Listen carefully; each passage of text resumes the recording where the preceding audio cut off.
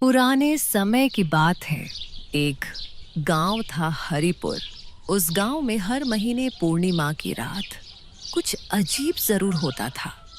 लोग कहते थे कि गांव के पुराने कुएं के पास हवा भी थम जाती है। रात में चांद भी आधा छुप जाता था और खेतों पर मानो एक साया फैल जाता था। उसी गांव में था आरव, जो गांव की दादी फूलमती के साथ रहता था। उसकी आंखों में जिज्ञासा थी, दिल में हल्का डर था, लेकिन वो बहुत साहसी लड़का था। जैसे ही महीने में पूर्णिमा का दिन आता है, राघव दादी से कहता है, दादी, आज फिर सब लोग कुएं के पास जाने से क्यों डर रहे हैं?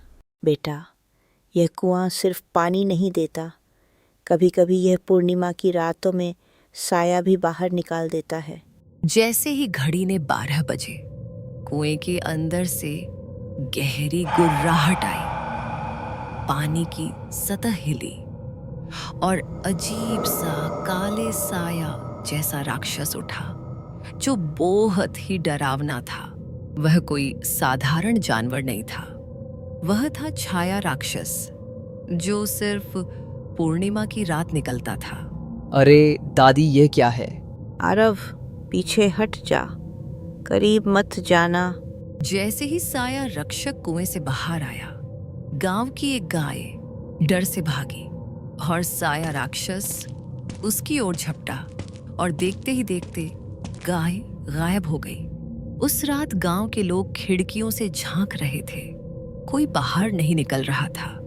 सब में एक डर सा बैठ गया था। चौकीदार दयाराम ने यह सब अपनी आंखों से देखा, लेकिन थोड़ा करीब से, और बोला, मैंने यह सब अपनी आंखों से देखा। वह हवा में नहीं, जमीन पर दौड़ रहा था, लेकिन उसके पीछे बस धुआं ही धुआं था।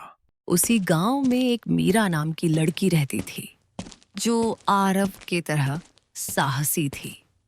और वह आरव से कहती है, आरव, अगर यह हर पूर्णिमा की रात में आता है तो हमें इसका रास्ता समझना होगा। डर कर बैठने से कुछ नहीं होगा।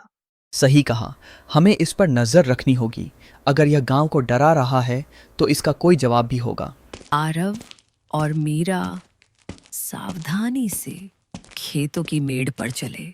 चांद इतना तेज था कि उनकी परछाइयां भी साफ दिख रही थीं। शायद इसी वजह से आरव को एक बात महसूस हुई। साया राक्षस अपनी ही परछाई से बेचैन था। देखो, वहां काले धुएं के जैसे निशान जा रहे हैं। हाँ, और यह निशान मंदिर की तरफ मुड़ रहा है। क्यों? अचानक कुएं से वह राक्षस फिर निकला। दोनों बच्चे पेड़ के पीछे छुप गए। राक्षस का सिर इधर उधर घूमा, जैसे छेड़ रहा हो। आरव ने देखा कि राक्षस मंदिर के पास पहुंचकर अचानक रुक गया। वह पीछे हटा, मानो उसे वहां की हवा से डर लग रहा हो। यह मंदिर से दूर क्यों भाग रहा है? शायद यहाँ कुछ ऐसा है जो इसे कमजोर करता है। चलो पंडित जी से पूछते हैं। गांव के पुराने मंदिर में पंडित हरिशंकर रहते थे, जो हर दिन दीपक जलाते थे। उनकी आंखों में सालों पुरानी बातें छिपी थीं। जैसे ही बच्चे उनके पास पहुंचे, पंडित जी ने बोला, तुमने उसे देख लिया? अच्छा, तो दहशत की रात फिर लौट आई है। पंडित जी, वह मंदिर के पास आते ही डरकर क्यों भाग जाता है? क्योंकि उसके अंदर का साया घंटियों की ध्वनि से टूटता है। बहुत साल पहले इस कुएं के नीचे एक अंधेरा द्वार था। मंदिर की घंटियां उस द्वार को बंद रखती थीं। जब गांव के लोगों ने घंटियां बजानी कम कर दीं, तब साया जन्मा रास्ता खुल गया।